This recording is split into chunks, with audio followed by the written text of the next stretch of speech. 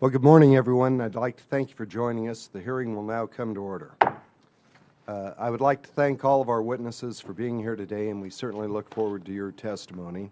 And I'd like to thank everyone for taking time out of their busy schedules to join us today. I'd like to give a special welcome to Mr. Leonard Felix, a constituent of mine and aerial applicator out of Olathe, Colorado. So, Mr. Felix, certainly welcome you to the committee and appreciate you taking the time to be here. Thank you very much. You bet. Farmers and ranchers and small business owners today face a sea of onerous new regulations from the federal government.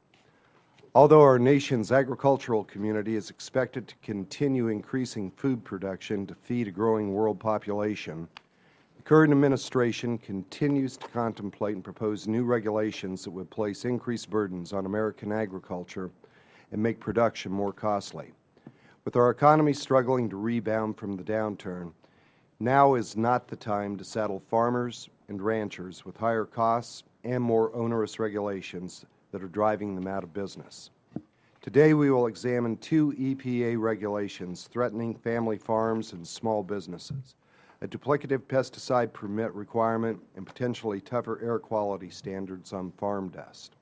Both of these issues are of serious concern to farmers across the nation, including my home state of Colorado, where agribusiness generates $20 billion in economic activity each year and creates more than 100,000 jobs. On October 31, 2011, a federal regulation took effect, expanding permit requirements for pesticide applications. However, federal law already regulates the registration, labeling, and use of pesticides and provides environmental and public health protection. This expanded requirement is duplicative and another costly form of red tape that brings with it no added environmental protection. The EPA has estimated that expanded permit requirement will affect some 365,000 pesticide users at a total cost of $50 million per year. But the real cost to small business could be much greater. A second regulatory concern we will examine today that threatens rural economies is the potential for more stringent EPA regulations on farm dust.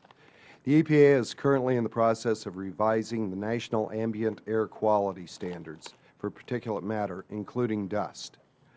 While I'm pleased that the EPA administrator has announced that she does not intend to make current standards for coarse particulate matter more stringent, the revised rule has not yet been finalized. Uncertainty lingers, and there is still no agricultural exemption for farm dust in the EPA's standards. In fact, producers in Arizona already fall within the reach of current dust standards and have been forced to change their farming practices as a result. If the agency were to adopt more stringent standards, many more rural areas would be affected. As some of the witnesses here today will testify, dust is an unavoidable result of agricultural production and a fact of life in rural communities. Planting and harvesting crops and driving down dirt roads naturally stir up dust. The only way to prevent this dust is to halt or reduce agricultural production and other activities in rural areas. This could be devastating to local economies and potentially cause food prices to rise. Unfortunately, the two federal regulatory concerns highlighted today are not the only ones that are creating uncertainty and worrying the agricultural community. They are part of a wave of onerous, overreaching, proposed and potential regulations that the current administration is considering, leaving family farmers and ranchers adrift in new regulatory burdens. With nearly 1 in 10 Americans unemployed and our country still struggling to crawl out of this economic downturn, it is imperative that we stop the advancement of these and other new job-killing government regulations.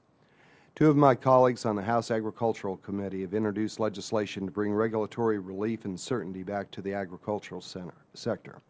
Congressman Bob Gibbs of Ohio has introduced H.R. 872, the Reducing Regulatory Burdens Act, which would eliminate costly and duplicative permit requirements for pesticide applications near water. Congresswoman Kristi Noem of South Dakota has introduced H.R. 1633, the Farm Dust Regulation Prevention Act, which would give necessary certainty to small business owners in rural America that farm dust will not be included in EPA standards.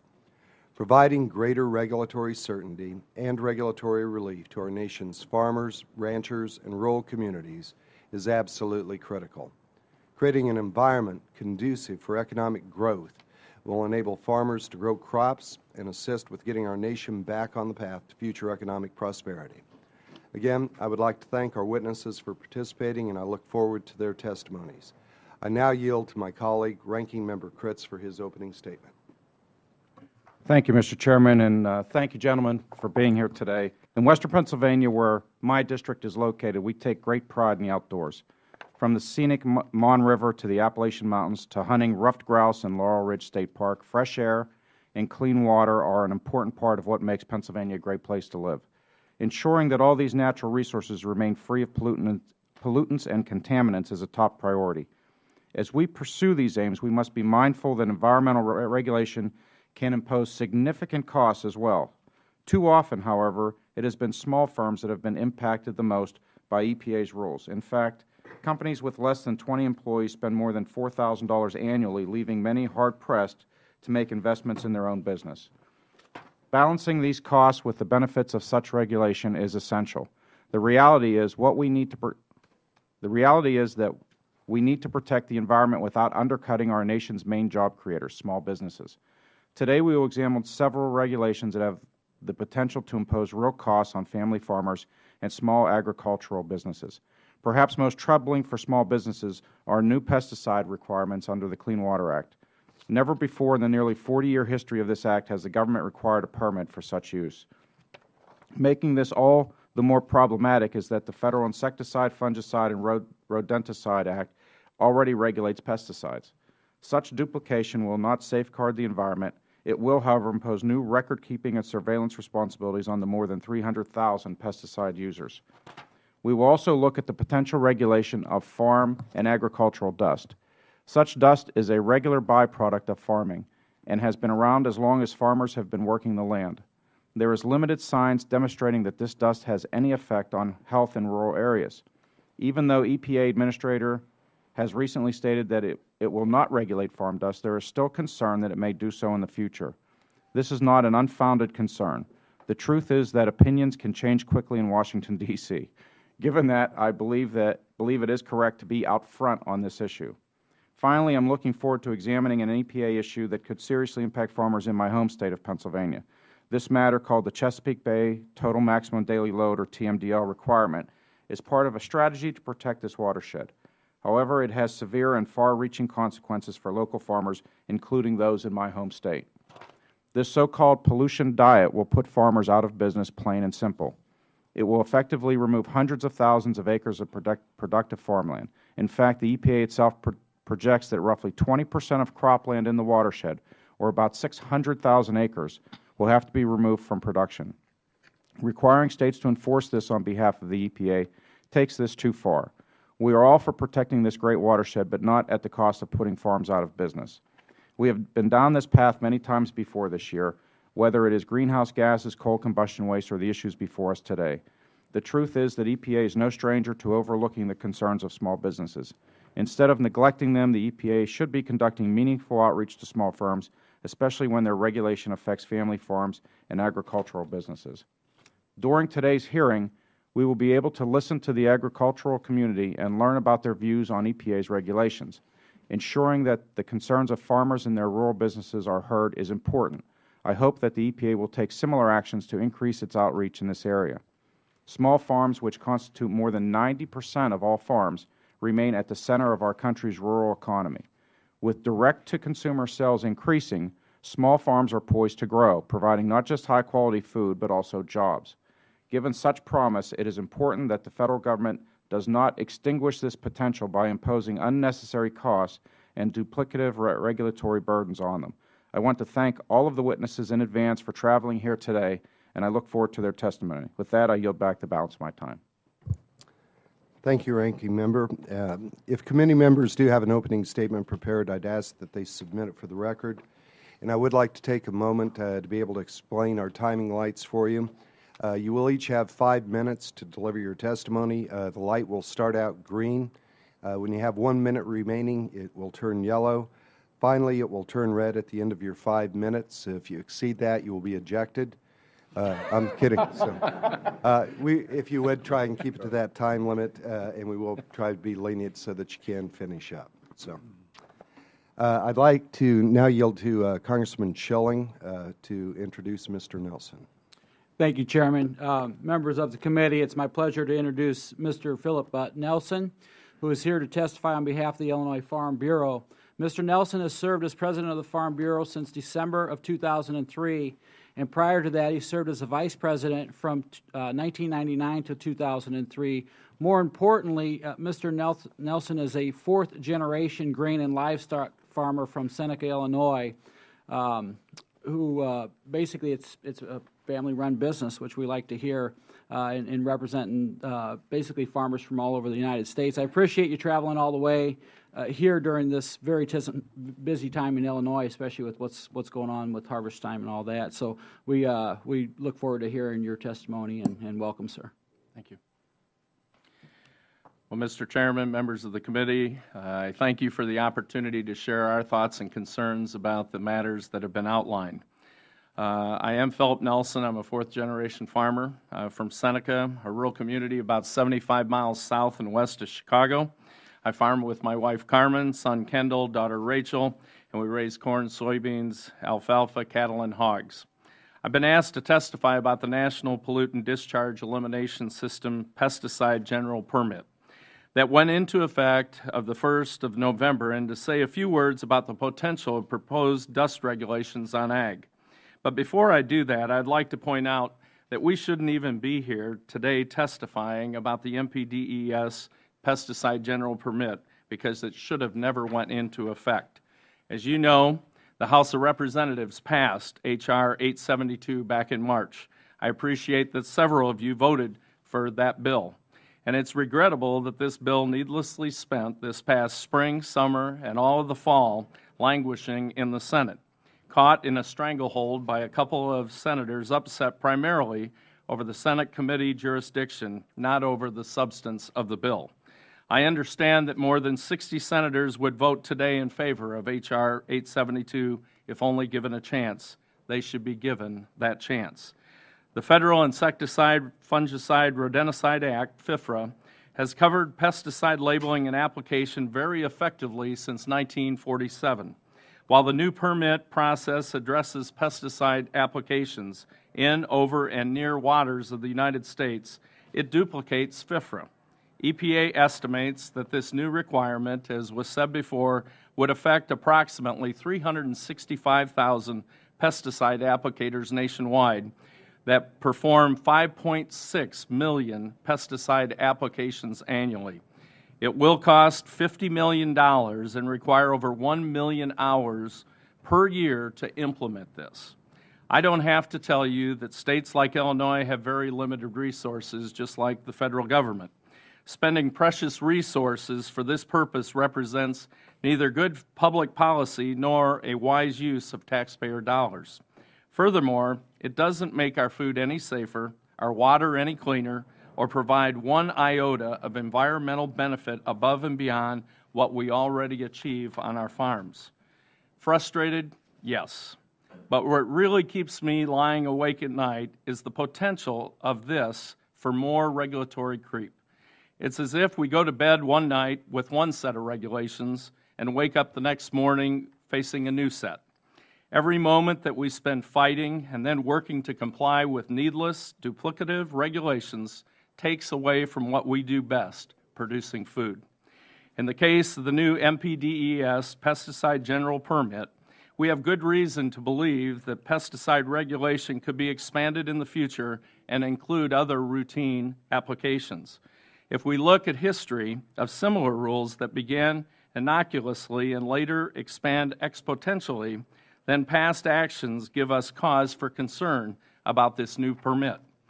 The last issue I raise is one that perhaps is the most troubling, and that is that lawsuits that may occur because of the pesticide general permit.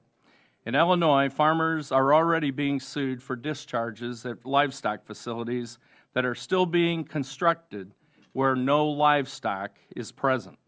It doesn't take much imagination to see how this new permit opens the door to new legal challenges that are financially and emotionally draining.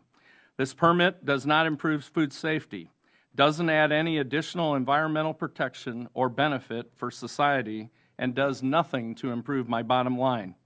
We feel the current regulation of pesticides by FIFRA has kept current and is effective to the point we do not need this entirely new permit program. H.R. 872 remains relevant, and Congress needs to complete what 292 members of the House supported and likely a strong majority of the Senate would like to see approved. I would like to further comment on the proposed farm dust regulations. As I cut soybeans this fall, I wondered, like most farmers, how in the world would EPA even begin to regulate the dust flying off of my combine? How would the agency prevent dust from flying when I dump a load of corn or soybeans at the local grain elevator? Fortunately, Administrator Lisa Jackson acknowledged the impracticality of regulating dust and announced there will be no dust regulations on agriculture at this time. But it is truly amazing that a campaign had to be waged to get EPA to finally act. Like President Obama's response on his bus tour last August to Illinois and posed a question by a fellow Illinois farmer, the administrator's words still don't instill tremendous confidence in farmers' minds. That's why we support H.R. 1633. I look forward to answering your questions. Thank you. Thank you, Mr. Nelson. Our next witness is Leonard Phoenix, constituent of mine from Olathe, Colorado. Mr. Felix grew up in Olathe on his family's fourth-generation farm and currently owns and operates Olathe Spray Company, a small aerial applicator business in Olathe, Colorado. And I'd probably be remiss if I didn't mention that you helped grow some of, because of your efforts, some of the best corn in the United States out of the Olathe area. Mr. Felix, it's great to have you here today, and we look forward to your testimony. Please continue. Thank you. Chairman Tippman and committee members, I'm president of Olathe Spray Service, Inc., Olathe, Colorado. For 43 seasons, I've been providing pest control services to farmers, ranchers, state and federal governments. I'm testifying today on the impacts of the EPA's NPDES pesticide general permit on the aerial application of pesticides. I have firsthand understanding of the burdens this permit will impose on my business, my clients, and other operators. My business is like 1,600 other small businesses in 46 states that make up the aerial application industry of the United States. My business employs 9 full-time persons, including myself and 2 sons, and 6 to 10 seasonal workers. Like most aerial applicators, we represent a large and diverse group of clients. The Uncompahgre Valley Water Users Association has been serving more than 175,000 acres of Colorado farmland since its construction in 1906. Water collected near the Continental Divide, delivered down the Gunnison River, and then through a 6-mile tunnel into the South Canal to the Uncompahgre River, to the canals, and to the rich farmland below. The farmers raise vegetables, forage and grain crops, orchards, grapes, berries, and other specialty crops, all depending totally on the supply of water. The herbicides we apply to the many canals and ditches control the reed canary grass, orchard grass, and noxious weeds that would otherwise choke them. We also spray about 60,000 acres of cropland each year.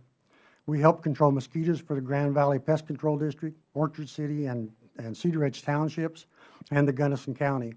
We also treat private forests for control of insects that are destroying the forests across our west. We service about 500 customers yearly. Those clients call anytime asking for treatment as soon as possible. With a short season in Colorado, we have to put in long days, and once harvest begins, night applications are often required to protect the harvest crews. This pace requires constant attention to the maintenance of our aircraft, frequent calibration of our equipment, and safety checks. We become experts on pesticide label requirements and state laws. When done with a day's flying, it all starts over again after we complete the required record keeping. Now we have a new obligation, satisfying the NPDES permit implemented by the EPA and states. In 2009, when the Sixth Circuit Court of Appeals revoked EPA's 2006 rule exempting pesticide applications to, over, and near waters of the U.S., it overturned the congressional intent and required EPA to develop NPDES permits requiring hundreds of thousands of pesticide users to be in compliance. EPA's general permit was implemented October 31st this year, and in 6 states, but it also required similar permits in Colorado and 43 other states. Colorado's Department of Public Health and Environment administers a Colorado permit on private property. However, EPA administers a pesticide general permit on federal and tribal lands. So we will require compliance with both, since we do work on all of the above. These permits will be a huge challenge. Soon there will be enforcement penalties for paperwork and performance violations. And the activists will be able to challenge operators under the Clean Water Act citizen suit provision. The cost of defending against citizen suit can put us out of business. It's all redundant and unnecessary because FIFA requires EPA to ensure pesticide safety before it was allowed to be registered for use. When working as a for-hire contractor for public and private decision-making clients, EPA has spared applicators part of the planning and reporting burdens required of the government agencies and other large entities. However, EPA considers application participating in the planning of the pest control to be decision makers. These applicators will have additional responsibility of planning and reporting. There are extensive requirements for documenting maintenance, calibration of equipment, assessing weather conditions, minimizing spray drift and off-site movement, and site monitoring. Completing these activities are part and parcel to the safety and professionalism of our business. Failure to properly update these records could result in penalties up to $37,500 a day and potential citizen suits. Such records don't add anything to the environmental protections provided by the label of the registered products. They just add costs, time-consuming burdens, and open the door for those suits. So while my sons and I are operating properly, apply pesticides products to for our clients, we must now also worry about taking notes for permanent records later that evening. Long days and risks are part of being the pilots, but the burdens and risks of the NPDES are something we just don't need or want. Do the general permits improve the environment? Not at all. Agriculture doesn't need the added burden, states don't need the added expense, and even EPA and the majority of Congress have voiced their opposition to the permits. There is a solution to this nonsense. I enact House H.R. 872. I am informed there are 65 or more senators willing to support this legislation if it's brought before the Senate, and we can only hope there's one additional vote, that of the Senate Majority Leader. I thank you, and I would entertain any questions you all have. Thank you.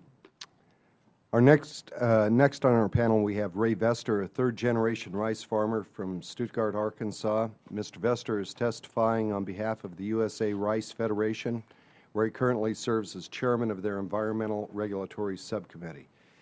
Thank you for being here today, Mr. Vester, and we look forward to your testimony. Thank you. Mr. Chairman, other members of the subcommittee, I appreciate the opportunity to be here today to speak to regulatory issues facing the rice industry and other agricultural industry people. The USA Rice Federation, I'm Ray Vester from Stuttgart, Arkansas, the president of the USA Rice Federation Environmental Regulatory Subcommittee. The USA Rice Federation is a national organization representing rice producers, millers, and merchants, and others involved in the rice industry. They're an advocate for the production and milling and sales of rice here in the United States, and also the sale of rice around the world. The rice industry is an industry which is unique to the United States. There are 10 states that produce rice. The 6 leading states are Arkansas, California, Louisiana, Texas, Mississippi, and Missouri. 4 other states produce rice, and that's Florida, Tennessee, Kentucky, and Illinois. There's about 3 million acres of rice raised each year in the United States, and an average of about 9,000 farms that produce that rice. It's a $34 billion industry here in the United States, creating 128,000 jobs in that industry, many of which are rural jobs in small communities around the nation. There's 20 billion pounds of rice produced each year, half of which is exported, but the other half is consumed here in the United States.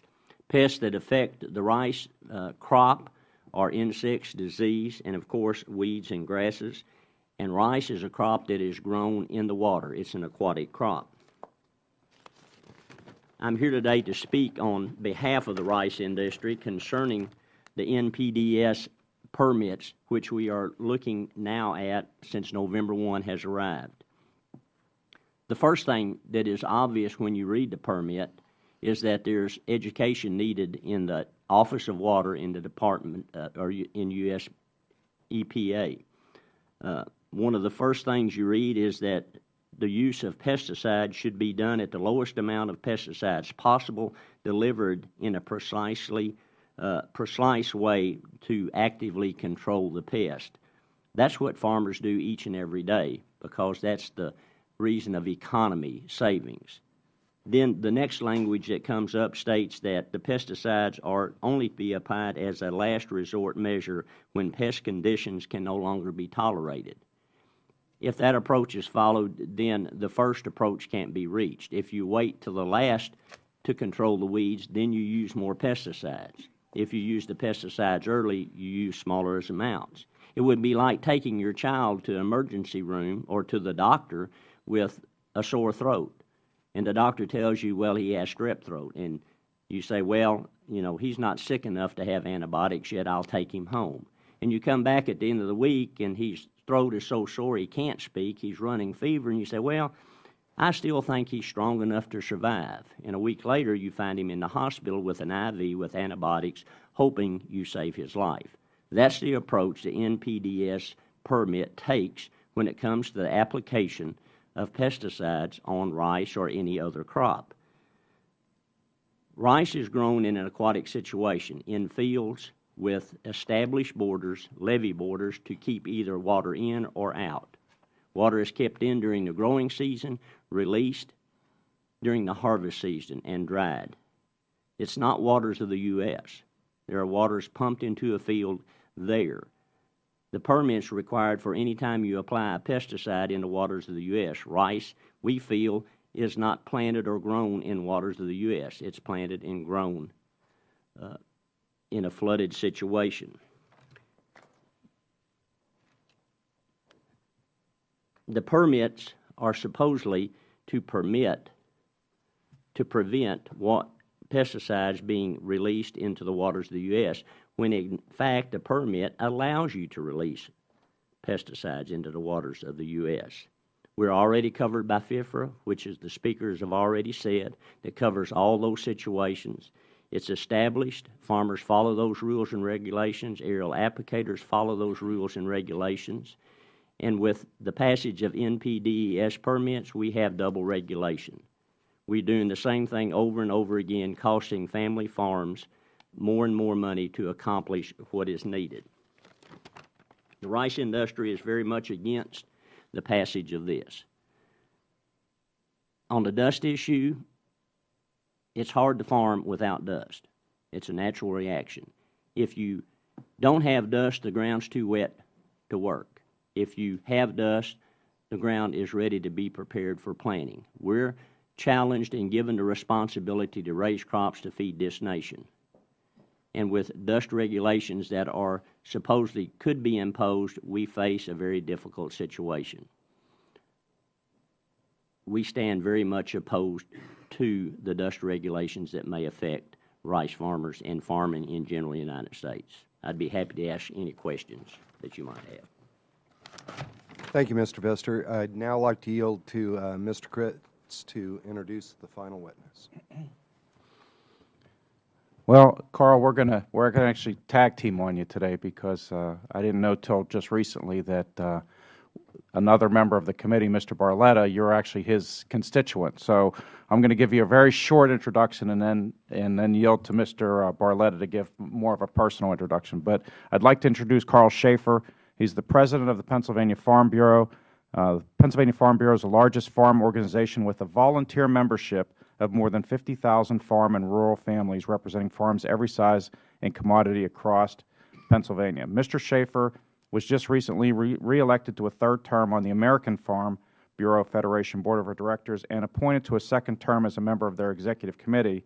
And something I just learned that I'm going to say, Lou, I'm not going to let you say it, is that among the many recognitions for leadership and achievements in agriculture, Mr. Schaefer was named as a Master Farmer in 1996, which is one of the highest honors awarded to farmers in the Commonwealth. Congratulations, and I'd like to yield to my colleague from Pennsylvania, Mr. Barletta. Thank you, Mr. Kritz, and I would like to thank my constituent, Pennsylvania Farm Bureau President Carl Schaefer for traveling to Washington for this hearing today. Mr. Schaefer owns a farm in Mifflinville, which is in Columbia County, a county that was badly flooded just very recently.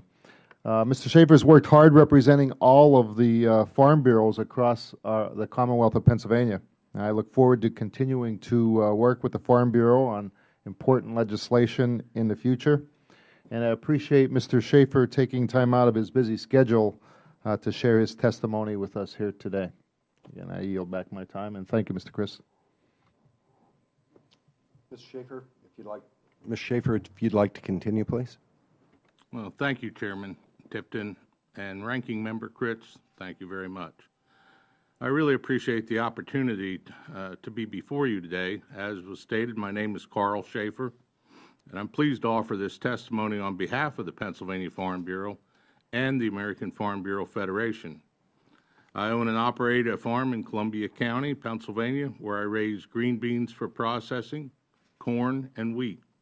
As a small businessman, I struggle to keep up with all the laws and regulations that control how a person operates their business.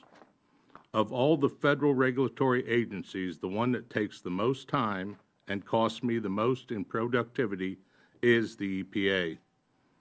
In just the last 3 years, EPA has set in motion a number of new regulations that will change the face of agriculture. My written testimony highlights 5 issues. I'll discuss 2 in the short time I have today. 1, EPA's burdensome and we believe unlawful micromanagement of the Chesapeake Bay total maximum daily loads, and number 2, EPA's proposed rulemaking expanding the scope of the waters regulated under the Clean Water Act. The first issue is occurring right in my backyard. EPA's TMDL for the Chesapeake Bay. All the land I farm is in the Bay watershed, and most of the land is within the site of the Susquehanna River.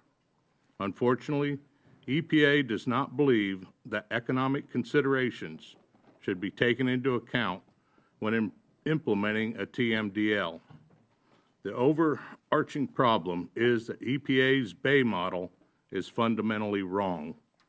EPA knows that the model has significant problems and failed to correct it before they finalized the Chesapeake Bay TMDL in December of 2010. A news article recently reported on the lack of scientific credibility and quoted an EPA official dismissing the concerns of local and state government, saying, "Use common sense and let's get on with it." Another EPA official was quoted as saying, "None of this stuff should impede the planning for what everyone knows is needed to be done." Well, common sense would tell us that money does not grow on trees. Hard-earned private capital must be applied in a manner to achieve actual and proven water quality improvements. Common sense would be for EPA to leave the implementation of a TMDL to the states where Congress intended. A second issue is EPA's draft guidance on the Clean Water Act jurisdiction.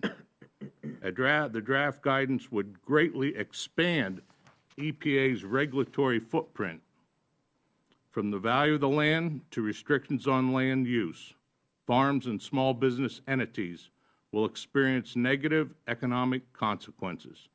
EPA is changing the rules of the game and has indicated they do not need to comply with the Regulatory Flexibility Act and the Small Business Regulatory Enforcement Fairness Act.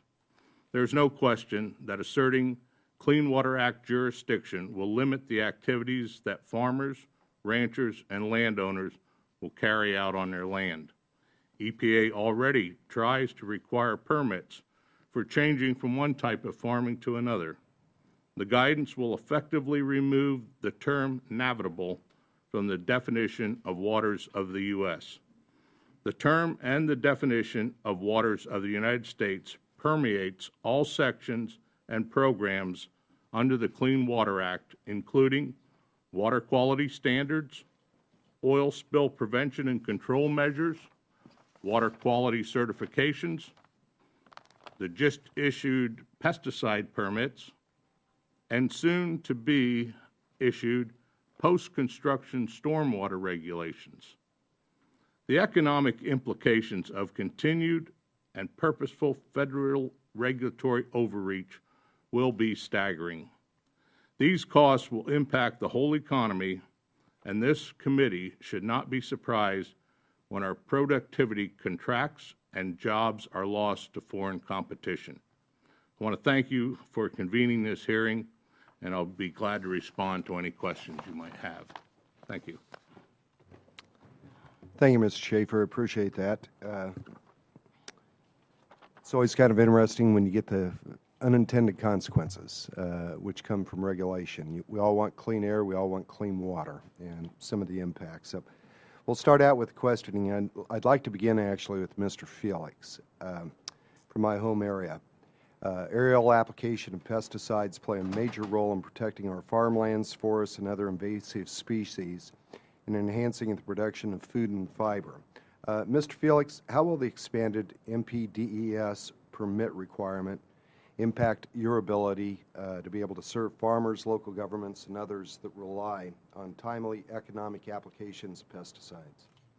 Well, I think currently those kind of applications represent about 40% of our business.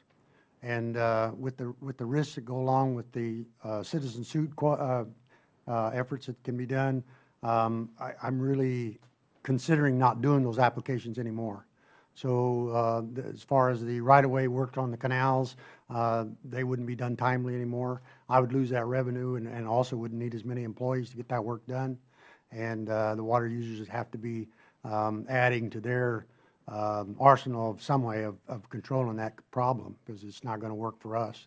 As far as the mosquito and the aquatic applications that we've done for algae control and for junk fish species in the DOW waters around there, again, probably wouldn't be able to make those applications anymore. So how they would accomplish that, I don't know. But it's going to put such a strain on my business, I don't think I would be able to accomplish those anymore. So simply from proposed regulatory requirements, you're considering just not doing it anymore. Yep, simply can't afford to do it. Is there going to be collateral damage to the community at that point, farm and ranch community? Yes, I think so, especially on the irrigation projects and the communities that we would cease to do mosquito applications for. How will these new regulations, do you see them impacting or having some good impacts in regards to environmental or public health in terms of expanding protections? Congressman, we've been doing this work for years and years, and the EPA has regulated those products that we use to the point that we're using safer and more appropriate products all the time. And we see no adverse environmental effects from what we're doing. So it's not going to change anything. It's just going to make compliance more difficult and more risky for us to be involved in business. Thank you. Next question, perhaps we can have Mr. Nelson, Mr. Schaefer from our two farm bureaus maybe address this issue. EPA Administrator Lisa Jackson has proposed retaining the current standard for coarse particulate matter. However, there's no agricultural exemption for farm dust, and this uncertainty still lingers throughout the farming community. Mr. Schaefer, Mr. Nelson, in previous years when the EPA has revised air quality standards for the Clean Air Act, has the agency's final rule always reflected what the EPA initially proposed concerning farm dust? Mr. Schaefer? You know, I think it's very easy to look at recent history regarding the EPA. An environmental organization will file a lawsuit against them, and instead of defending themselves in a court, they'll settle and thus promulgating a new regulation. We've seen this time and time again, and I think that's the danger of this, that's the way a new regulation is being developed. Unfortunately, my feeling is it's the obligation of Congress to develop regulations where it can be brought out in the open, debated, and come with some common sense, reasonable regulation. but instead, it's almost like they're encouraging somebody to sue them so they can settle and just develop a new regulation upon agriculture. Mr. Nelson? Couple concerns that I have, and Carl alluded to one of them. I think the intent in Congress, when you look at the Clean Air Act, is one thing, and I think what EPA is proposing is another. And I guess I'm very concerned where we have farmers in certain parts of this country right now that can't even comply with the particulate matter that they're proposing.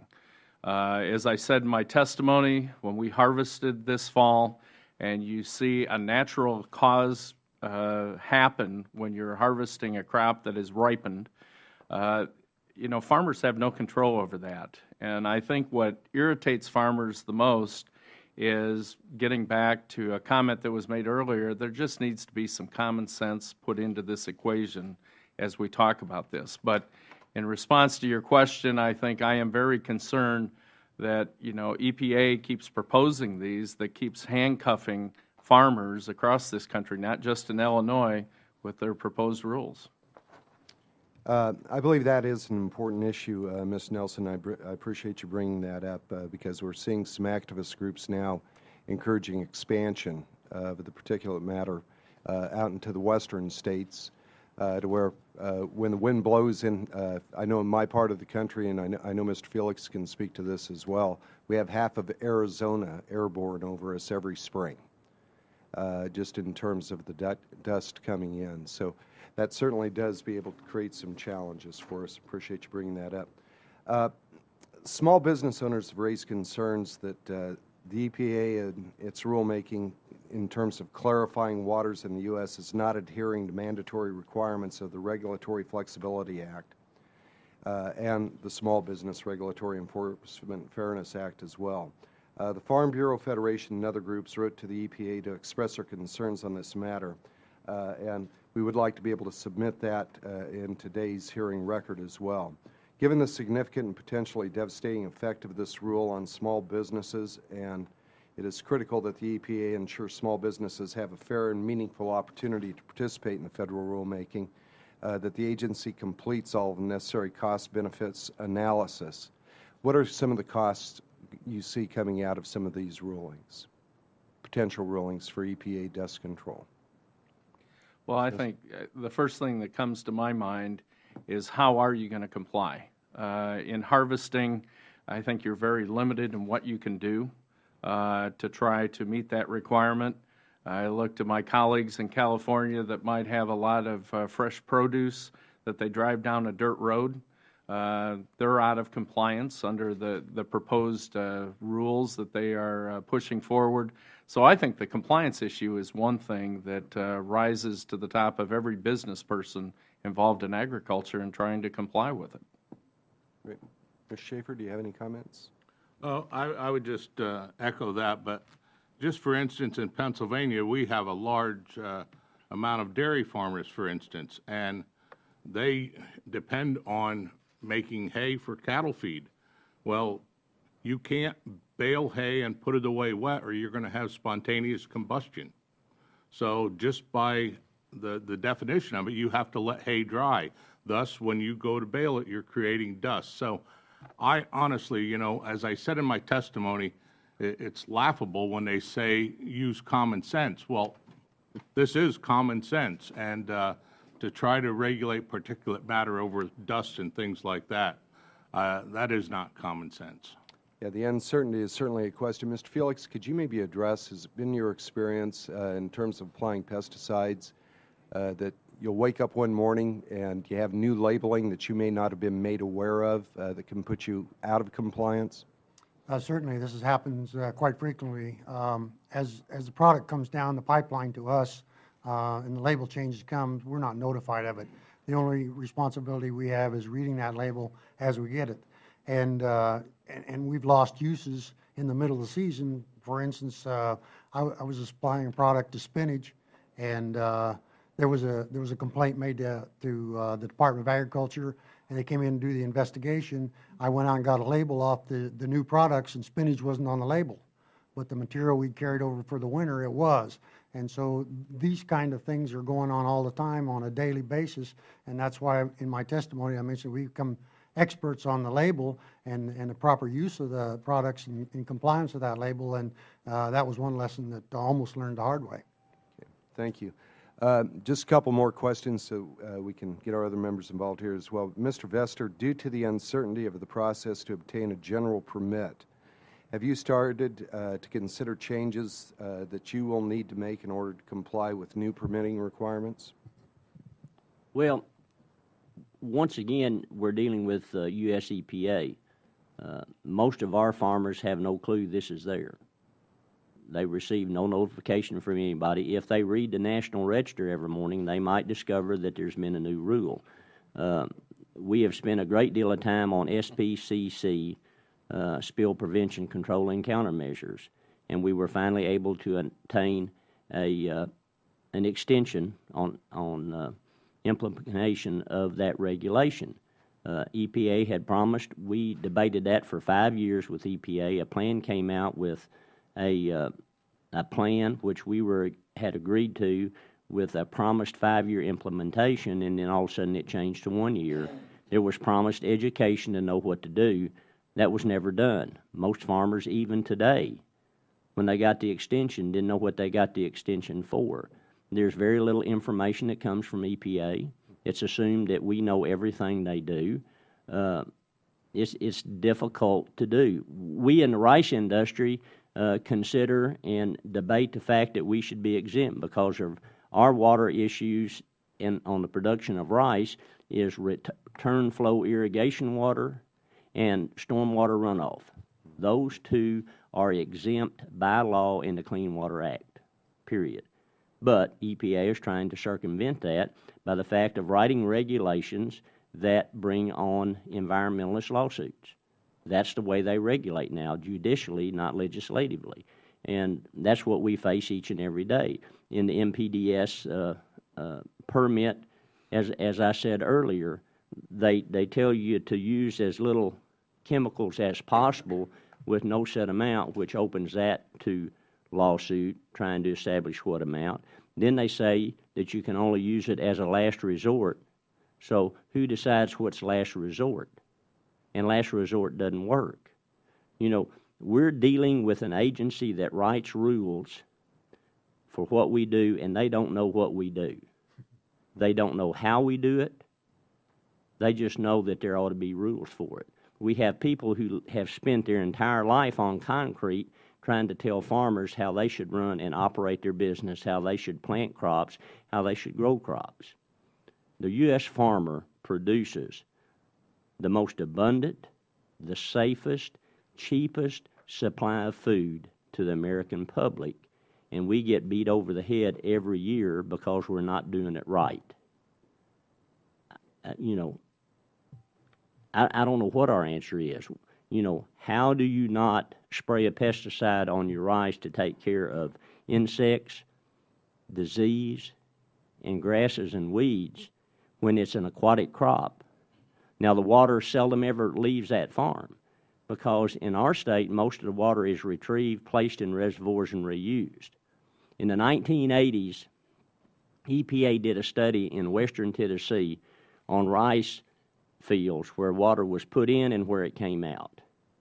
And the results of that study were the fact that the rice was cleaner coming out of the rice field than when it was put in, whether it was surface water or well water, because of the marsh-type atmosphere of a rice field. But that study was never released. It was never made public because it didn't give the results they wanted.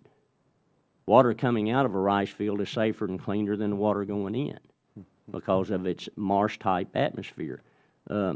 It's a daily battle with EPA for us, and we have continuing regulation that, what's our answer? I don't really know. Thank you, Mr. Vester. I appreciate that. I'd now like to yield to Ranking Member Kritz for his questions. Thank you, Mr. Chairman. And because of your testimony and the questions you've answered, I had a whole slew of questions I wanted to ask, but you've given me a whole slew of new ones that I want to ask because obviously part of the process here is for us to learn more about what's going on so that we can make educated decisions. but also to make sure that anyone who's listening and that the testimony goes around so that other members of Congress can learn as well. But because you're my guest, Mr. Schaefer, you get my first question. Of course, it's a little off the defined topic of why we're here today, but it's such a big issue in Pennsylvania. Of course, the Chesapeake Bay discharge concerns. And actually, I was showing Carl when I came in is that Farm Bureau News, American Farm Bureau News, has Carl on the front testifying before the House Agricultural Subcommittee on Conservation, Energy, and Forestry about the Chesapeake Bay issues that we're having in Pennsylvania. So, Mr. Schaefer, your testimony talks about the billions that could be spent on EPA's Chesapeake Bay TMDL. Does anyone know how much this will cost taxpayers and/or businesses? Unfortunately, no. This is the mind-boggling part of this. EPA is projecting this regulation, and they have never done an economic analysis or cost-benefit analysis on this. Recently, Virginia has come out and they said they're estimating that it's going to cost them $7 billion to comply. New York has come out with a figure of $6 billion. But the bottom line is there's not been a cost analysis or a cost-benefit analysis. And let me make one other point. We look at Chesapeake Bay and think this is a regional issue, but I will tell you exactly what EPA has said. This is a pilot project that we are going to use throughout the United States. So to all your other colleagues across the United States, this is going to be an issue they're going to have to deal with as well. Well, and for those in the audience and on the panel, the reason I asked Carl to be here is that he is in Mr. Barletta's district and represents farmers, and the Chesapeake Bay watershed really doesn't impact my district, but because of this pilot issue, because of the costs, and when you mentioned it's going to cost New York $6 billion, Virginia $7 billion, that's not the state, that's the farmers. Is that correct? No, that's the state. Oh, it's because this is going to go beyond the farms. This is going to go and involve communities. It's going to be involving their regional planning. It's going to involve their municipal water treatment systems. It's going to have very far-reaching effects beyond the farm. As you indicated earlier, their own numbers say that they're going to take that we're going to have to take 20% of the land 600,000 acres. Production. That's right. Yeah. Which is unreal. And looking at their model, as I indicated, that is faulty, they do not indicate in their model that we utilize any best management practices whatsoever, where we've been doing it for 40 years, utilizing best management conservation practices. Thank you. Thank you. And Mr. Felix, you made a comment, and I'm actually going to say something that's extremely sarcastic, and I think you'll get it when I'm through, is that, obviously you run probably a $20, $30 billion business, and you have a staff of attorneys that go over regulations and things that are coming down. Is that true? Is that No, sir. No, sir. So you have 20 employees, 100 employees? Actually, 9 full-time employees. That includes mechanics, my two sons and myself, and loaders and field scouts. And we provide a turnkey operation. So we go out to the farmer and we check the fields, assist them in decision-making on what kind of applications they need to save them the money they need and still put a crop in their storage so that they can have something to go from one year to the next. Whether it's livestock, we do rangeland, all the farmland around there, and forestry. I mean, it's a turnkey thing. We also do surveillance and game surveys for the DOW with the helicopters in the wintertime, and provide search and rescue for the communities and the counties in the local area, plus fire suppression for the sheriff departments in the local areas with our both aircraft. Well, good. Well, and the reason I asked my very sarcastic question at the beginning was that this label change that happens that comes as a surprise is that you find you have stock that you can't use for certain items. And what you're saying is that there is no notification. It's up to you to somehow, to read the Federal Register every day to find out what's going on, because of the impact. So you end up with stock that now has devalued, or if you've carried something over. Is that? Well, or you have to use it in a different way or return it. I mean, sometimes we can do that, but if they take a product completely away, then you're just stuck with it, and you've got to pay to have it disposed of with hazmat people, and that just happened last year with carbofuran. I can understand your frustration. That's an interesting item that certainly we need to look at that. Mr. Vester, you used an example, and I want you to further clarify this. And you used the strep throat example for MPDES permitting. Right. Can you go through this again and maybe Sure. use a different analogy? Because I'm trying to figure out, is that the MPDES is you're saying that let's wait till the patient's dying before we, well, I'll let you explain it because I'm trying to get it straight in my head. I understand. In the MPDS draft permit, it makes a statement that you should use the lowest amount of pesticide possible to apply to your crops and apply it specifically so there's no drift. We do that regularly because that's the plan. When you first see 1- and 2-leaf grass, you spray to kill it. When you first see 5 to 10 worms ever so far in a sweep, you spray to get rid of them. When sheath blight and blast, which are funguses that grow in rice, when you find 10 stalks in a certain area, you spray. When the least amount of disease and insects and weeds are there, you spray with a small amount of pesticide. But then in the next paragraph or later on, they say that pesticide should be the last thing you do to prevent these pests. That you should wait till it's intolerable, I think they say, to apply anything to stop them. So if you do that, if you follow that practice... So that's almost contradictory. It is contradictory because they don't understand. They've written a regulation dealing with something they don't know what they're talking about. Because if you wait too long, then you use a 2X rate in what we call a salvage operation because the weeds are starting to choke the rice out. They're so big and strong. Or the worms have eaten 90% of what's there. Or the fungus is spread so bad, it destroys the yield and the quality of the rice.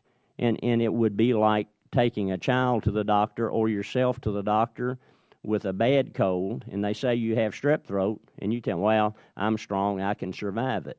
And you keep going back until you're finally in the hospital, and the last resort, you take antibiotics. You get an IV because you're dehydrated. It's the same ignorance that you would be if you didn't accept what is needed for you physically for health as if you don't do what's needed physically for the health of your crop.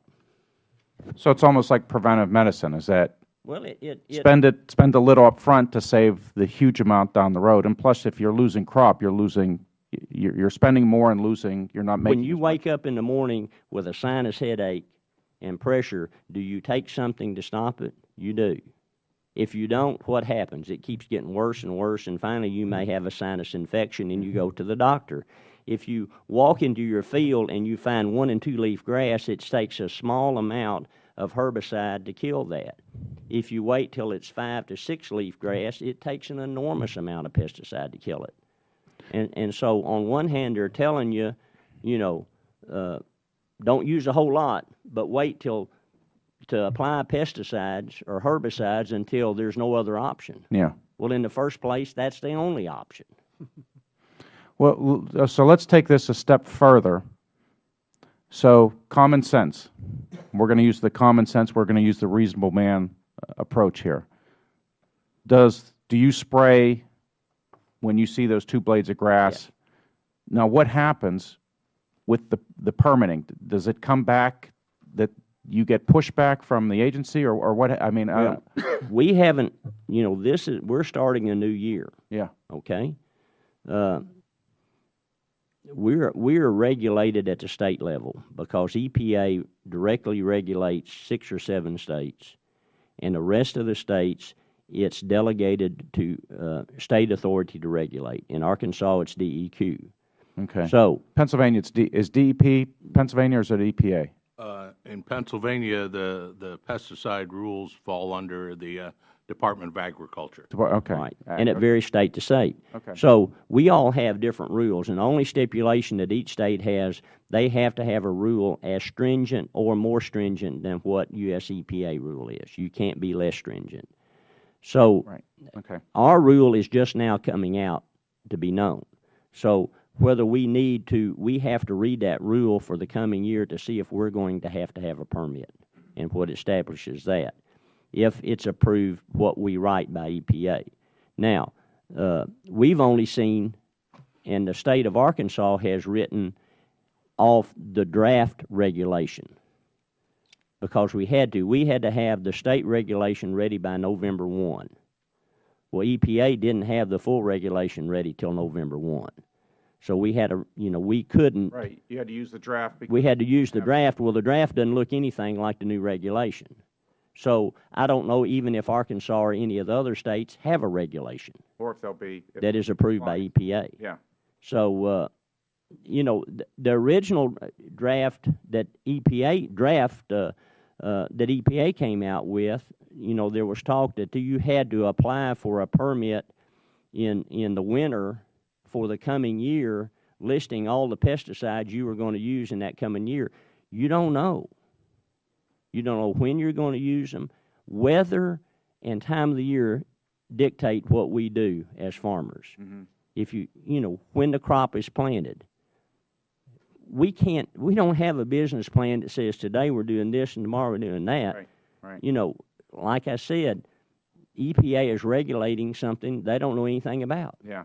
Well, that's what I think we had it in Pennsylvania this last year. Is we had it was wet early, then it got hot, and then it got wet late again. So it changes. So I see what you're saying. I got one last quick question. Well, I don't know if it's going to be quick. You know me. But Carl, you had mentioned about EPA, and this is another issue I'm trying to get my hands around. EPA issues a rule, gets sued, and then settles, and that's how new regulations are created. Can you walk through that a little bit and maybe give a specific example as to? Yeah, I can give you a very specific example of it, and that is the Chesapeake Bay TMDL. Okay. The Chesapeake Bay Foundation filed a lawsuit against EPA saying they weren't acting in a more time. They needed to act in a more timely manner and put more enforcement into cleaning up the Chesapeake Bay. Instead of even leaving that go to court and have a court decide whether that lawsuit had validity or not, EPA settled and said, okay, we'll settle. Now it's our responsibility. We have to come out with a whole new set of rules to meet the challenge of the settlement of the lawsuit. So the Chesapeake Bay TMDL came out of just one environmental group suing EPA, and EPA not even defending themselves for any practical purpose. They just agreed to settle and put out a whole new set of rules. This is happening time and time again. And unfortunately, as I said in my testimony, you are the entity that should be setting rules and regulations, Congress.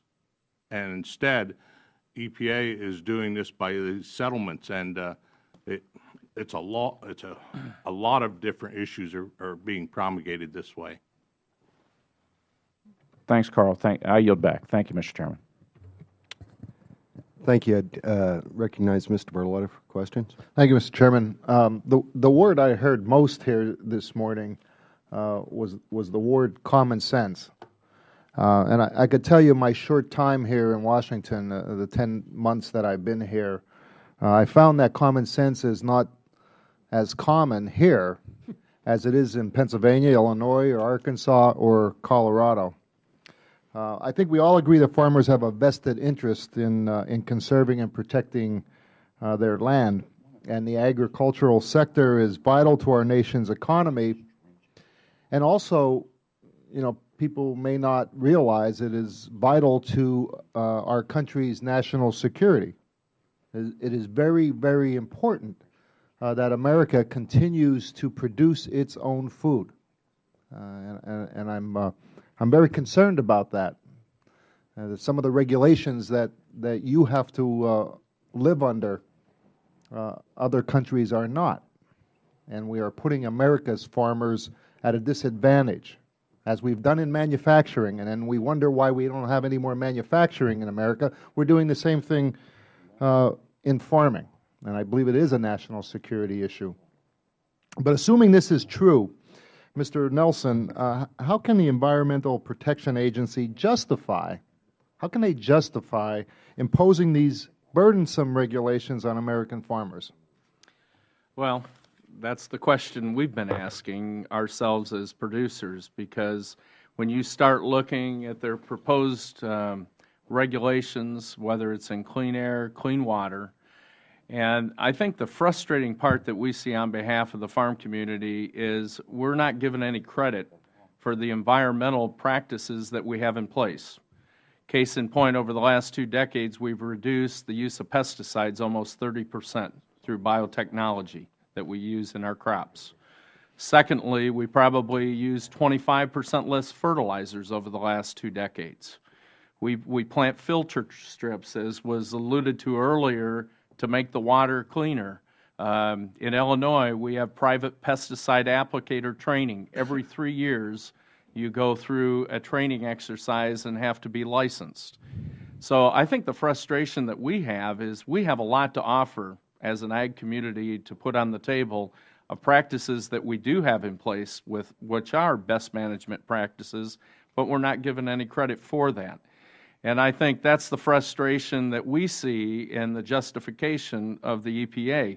I'll use a recent court ruling in the Fifth Circuit as it relates to livestock production, said if you don't discharge, you don't need an MPDES permit. EPA did not appeal that, but yet at the present time in the state of Illinois and other states, we're facing the fact that the state or the regional EPA offices are saying, well, that was the case in the Fifth Circuit, but we're still wanting producers in the case of livestock to obtain permits. And we don't necessarily agree with the definition of a discharge. So I think we're wrestling right now on that segment, the same as we are with this general permit, of which we tried to have input into the drafting of that, and the final stages of that permit look far different than they did in the drafting phase. So it's a very difficult question to answer, but in the eyes of agriculture, we have a lot of question marks of how they can justify doing this, and taking what we've said today and the production side of what we do best in producing a safe, abundant food supply and trying to hinder that. Mr. Schaefer, I agree with you. You're right. The regulations of what we're seeing in Pennsylvania, folks around the country should be paying attention, because it will be coming soon to your neighborhood. As you know, much of our congressional district, including your hometown of Mifflinville, is located in the Chesapeake Bay watershed. I know that you, like many other farmers in Pennsylvania, are concerned about EPA's regulatory approach in the Bay watershed. Yet the EPA has been assuring congressional panels that states will have control over implementing water quality programs in the Chesapeake Bay region. Has this been your experience? Absolutely not. The Clean Water Act, in my opinion, our opinion, simply says that the state should have control of their waters. And in implementing the TMDLs, the state of Pennsylvania, all the states in the watershed are required to do water implementation plans. So Pennsylvania started working with their stakeholders, who are farmers and other people, working to develop its first Phase 1 water implementation plan. It had questions. It reached out to EPA and said, well, is this part of the water plan going to be acceptable or not? And EPA's answer was, submit the plan. We'll tell you if it's acceptable. They developed the plan, submitted it. It was immediately rejected and said it didn't have enough backstops, enough enforcement. So how do you say the states are controlling their own waters when EPA is rejecting the plans and dictating what they have to do? So I'm very concerned about that. And, you know, every state is different. Topography is different. Weather conditions might be different. So it's just, we go back to common sense. It just makes common sense that each state is in a better situation to develop a plan to protect the waters in its state. A one-size-fits-all plan just won't work. Mr. Schaefer, common sense is a dirty word around here. Seems Thank you, so. Mr. Chairman. Thank you, Mr. Burletta. You know, as listened to you, and Mr. Felix, I hope you don't mind if I share a little bit of a conversation you and I had before this hearing. I'd like to preface this. You know, if you look back at the census in this country, I believe it was 1950, 1960, we have 130 million Americans in this country. Our latest census shows we have over 300 million Americans. That population growth is happening worldwide. Mr. Felix, you shared with me in our part of the country on the west slope of Colorado that you're seeing fields now that used to grow crops growing subdivisions. The last crop, asphalt and shingles. Asphalt and shingles. And is the experience, we have the rice community represented here, a couple of farm bureaus. Are you seeing more and more farmers simply throwing up their hands and saying, we can't comply, we don't know what the regulations are going to be, it's not worth the cost, it's not worth $37,500 per day in fines just to try and conduct business and to grow food for the American people? Are you seeing more farmers just reluctantly saying, we've had enough? I will say emphatically on the livestock side, they're just frustrated. What I just talked about with the definition of a discharge, we think of that as if something were to happen in a lagoon which stores the manure from livestock, or a pick would break, if something like that would happen, we consider that a discharge. EPA is considering a discharge a rain event that comes off of a roof that hits a ventilation fan that might end up in the grass as a discharge. That's how far-fetched this is getting. So the livestock community is very frustrated. And I'm seeing people that are middle-aged or approaching, you know, the latter part of their life, they're just throwing the towel in and saying, forget it. I think on the crop production side, we alluded to this earlier with your sarcasm, Mr. Congressman, but we're getting to a point, and it's not a laughable matter, that farming operations are going to have a regulatory specialist to keep up with regulations to keep their farming operations in compliance. And as I said before, the ironic thing is today an American farmer feeds himself and about 155 other people. If we continue down this pathway, you can look out 10 years from now where that number might be half or even a third of that if we keep hamstringing what we do best. And by the same token, I think we consider ourselves to be the true environmentalists who do protect the water that we drink in the farming operations that we're a part of and the air that we breathe. Thank you. Anyone else care to comment on that? Go ahead. You know, the thought that comes to mind about this whole thing is, and you can take it to the economy even, is that there's no new wealth in this country except for what we grow, what we mine, what we fish out of the oceans or the rivers, and cut from the forests. Everything else is a turnaround, a reuse over and over and over. And without that new wealth from this country, we're going down. You have to have new wealth. It doesn't come from anywhere else. It's either the sun or the earth. That's it. Great. Thank you. Mr. Visser? You know, to be I'll use a term I don't like, but sustainable rice producer in this day and time, I don't agree with that terminology, although I do serve on a committee that we discuss that. But a rice farm in our area, to be sustainable as a family farm, you need to be farming a minimum of 1,500 acres. You know, crop rotation, which normally there is rice, soybeans, and wheat, or rice, soybeans, and corn. that steadily grows and grows. Farms have to be larger because of the economy of size. No matter how much commodity prices climbs, no matter how much you get for a crop each year, the cost of producing that crop comes up right under it. It's a margin about this wide. I tell people that farmers are people who faithfully every year go to the bank and get a crop loan to produce a crop, and they mortgage everything they have, their equipment, their crop they're going to grow, the crop they haven't sold all of yet, their wife and children if the bank would accept it as collateral, with the hope and the prayer that by fall, when that crop is harvested, that the commodity prices will be high enough and the yields will be good enough, which in reality we don't control. A lot of that's controlled by weather conditions. And that they have enough return to pay off that crop note and enough money left over till the next crop loan is funded. That's basically what we do because the margins are that thin. Some people are very successful because maybe it's been generations of families buying land, but the average farmer, that's what they look at each and every year. With new regulation, new costs, new things they face each and every day, it's very discouraging. You're not finding, I have to say in our area, we've got a lot of young farmers coming in right now who are following dads in it and dads are retiring. But people get very frustrated. It gets very difficult. Costs are enormous. Returns are low. And, you know, I sit on a bank board, and if you look at most crop loans that we look at, the margin in that crop loan, whether they're a corn farmer or a rice farmer, is equivalent to that deficiency payment they receive. That's the margin.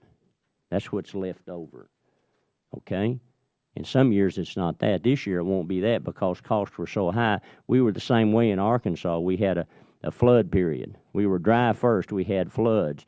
We had land that was flooded and couldn't be planted till late, and they lost their crop due to drought. I mean, that's what you face in agriculture. And when the young people can go to town and work 40 hours a week and make more money than mom and dad, why would they stay there? I mean, that's what you look at. You know, years and years ago, it was said if farmers took everything they had invested, if they owned land, and put it in a savings account at 2% interest, they'd make more money than they did farming, and that was true. You know, we're kind of, maybe we're not very intelligent, I don't know, but we love what we do. It's a great joy. I've got a grandson that's 12 years old, and that's all he wants to be. And that's wonderful. But Mr. Felix is correct. We're facing, I think, a frightening thing. I lived through the 70s when they told us to plant fence row to fence row. We were going to run out of food, and we didn't because some things happened. But are those things going to happen this time? Are we running to the end of the line? You know, I really question that. The economic conditions in this state, in the United States right now, you know, are going to be devastating to agriculture. We're down right now, we're down to 7 major seed companies in the United States. 2 of those are considering selling out. Of those 7 seed companies, they own the 5 major chemical companies in this country, okay? They've united. All of those seed companies own a chemical company except for 1 or 2. We're down to 2 major fertilizer providers nationally in the world. When the products you need are that closely held, do you know what happens to the cost of them? They go out to ceiling. In reality, I think financing is shrinking. Bank of Cooperatives, which loans money to co-ops and big farming operations around the country, in several areas have combined with farm credit. Even financing for agriculture is becoming closely held. I really feel personally that we're almost entering a period of feudalism where the margin in agriculture is so small that the farmer is going to have so much wrapped up in fertilizer, seed, and chemicals and paying for regulatory issues, that if he stumbles and has a bad crop, he'll never be able to climb out of the hole, and what those seed companies, and they will finally merge seed, fertilizer, chemical, and finance all together. They'll say, well, that's all right, you can keep farming your farm. You won't own anything, but we will pay you a salary. That's where we're headed in agriculture in this country right now. I think we're very close to it. Don't you? Thank you. I think that's where we're headed, a system of feudalism. And we need to do something for the agricultural community to slow this down and get it back to where we're production agriculture feeding the nation and the world. Thank you. Ms. Schaefer, any comment? Just to follow up on your statement of farmers getting disgusted and giving up, frustrated. I'm as concerned about our young people. Where is the next generation of agriculture going to come from if they're discouraged from even entering into it? And where is the next food providers in this country going to come from if that frustration is carried to the younger generation? Thank you. Well, thank you. Congressman Kritz? Oh. Do you have another question? Well, I had another question, but, one quick story is after the tsunami in Japan, a lot of the farmers, because of the nuclear issues, had to move away. And I'll never forget, they were interviewing one rice farmer in Japan. He said, he didn't know what he was going to do because he had been farming, his family had been farming that land for 600 years. Yeah. And the farmers that I encounter in my district, that's the stock we're talking about. These are people who want to do this, and their families want to do this for a long, long time. And it's up to us to try to help. And that's, of course, what this is all about, is trying to be in a position where we can offer some help. Obviously, we're never going to solve every problem, but if we're on your side, and we're trying to do our best, and we try to listen and learn to come up with solutions. But the one question I did have is that when we're talking about this, I'm going to go back to our pilot program in Pennsylvania, Chesapeake Bay issues. If you could look back 20, 30 years and compare it to today on the environmental impact that farmers are having at this point, what are the things that farming has done over these last years? And a lot of times, I know you can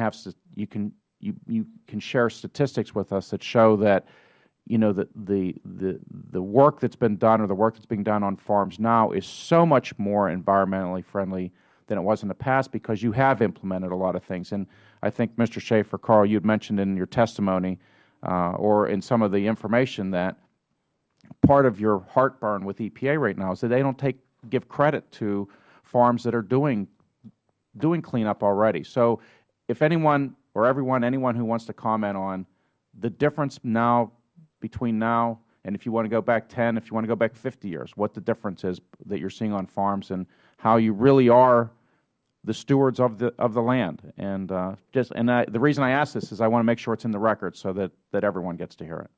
Well, Congressman and Congressman Barletta, as you know exactly where I live, I was born and raised along the shore of the Susquehanna River. And when I was a child, I'd go down to the river. The rocks along the bank were fluorescent orange. There was all kinds of things floating in that river, and there was no fish.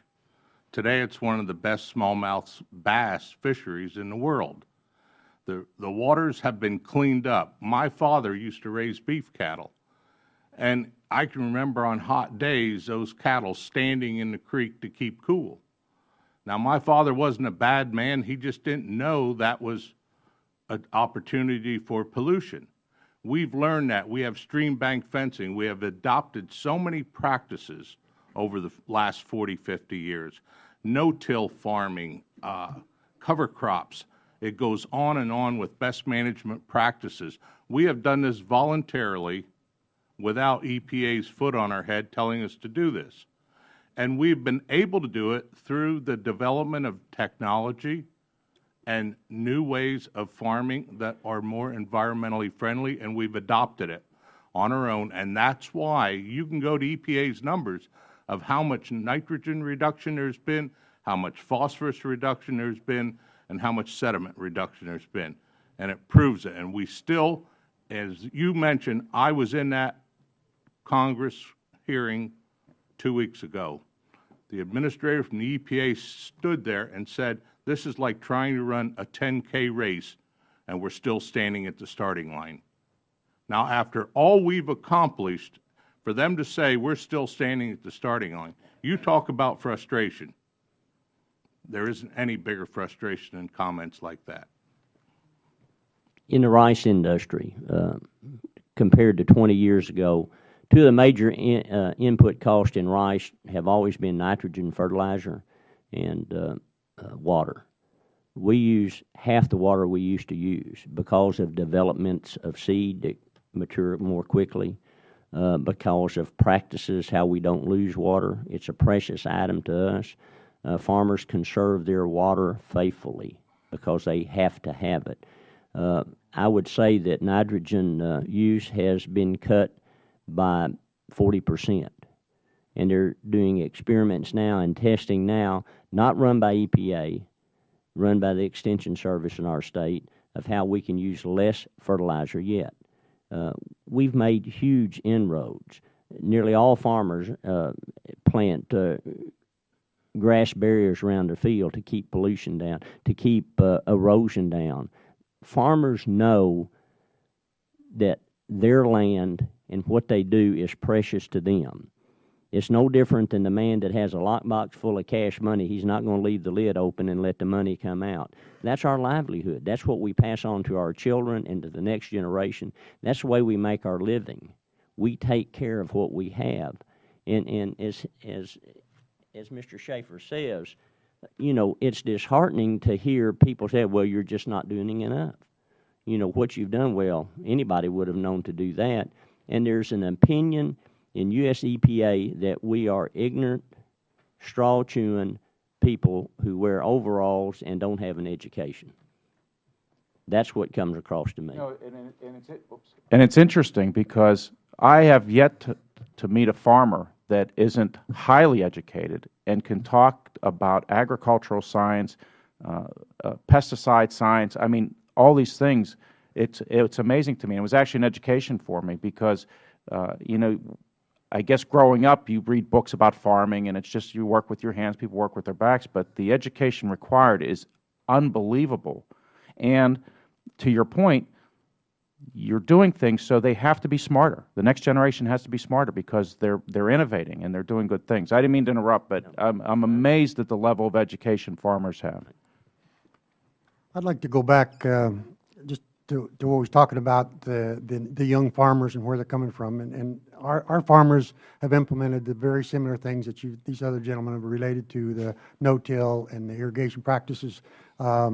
When the dust controls, we don't plow everything anymore. All those things are being done every day on the interest of not only the environment, but also more efficiency and better crops. But back to the young people, there's a tremendous resource there that if we lose it, I don't know where you're going to get it back. Because if you think about this green thumb that comes along with a grower or an aerial applicator or somebody that understands the cropping system and how to get it done, how to do a minimum amount of applications to get the maximum out of your pesticides, you can't learn that in school. That's something that's passed on from father to son to son to son. And if you lose that, I can attest to this because I've got young farmers out there that came from the city and they want to farm. But I can tell you what, they have a heck of a time. And we offer them a lot of help, but even so, they make bad decisions and they do stupid things. And it's really difficult to get them up to speed so they can farm. And most of them don't make it. And that's what I see in our area. And I think a lot has been said, but you know, the one comment that I guess I failed to bring up through this hearing and the frustration that farmers have with these proposed rules is we can't pass it on. I mean, we are a price taker, not a price maker. And I think that that is a very important point that I think this agency doesn't understand from time to time. But getting back to your question, 30-some years ago, I graduated from college, and, you know, at that time, the push was to go towards no-till. And I remember coming home to farm, being the only one out of the 6 in our family that came home to farm with Dad. And the first year I said, Dad, we need to rent a drill, and we're going to no-till our soybeans. And I thought he was going to kill me because he said, there you are, the college-educated kid that doesn't, get it. And at that time, no-till was not very common. But you know something, that year we had above normal rainfall. The soil didn't move. The trash was there to protect it. And we look at the T by 2000 campaign that went on in Illinois in protecting our soils and our fragile lands. We look at the conservation programs that we put in place. The water is cleaner. The filter strips have protected our streams and our rivers. And in crop production today, I make the comment, we use prescription farming. We farm by the square inch through global positioning. We have auto-steer technology. We don't apply pesticides and fertilizers that we don't have to, because it impacts our bottom line. And secondly, we are environmentally friendly in what we do. And I think shifting gears to the livestock side, being a livestock producer, 30 years ago, we raised a lot of our animals in outside facilities. We brought those animals into controlled environments where they live in sheds that are cooled and heated during the wintertime. A lot of places better than humans live. And we raise a type of meat today that is rivaled around the world. And yet we also take credit. 30 years ago, we didn't think of manure as a bonus to a farming operation. Now we use it in our nutrient management plans that we put in place as practices. But I guess my closing comment is, a lot has changed in 30 years, and it's all been for the good.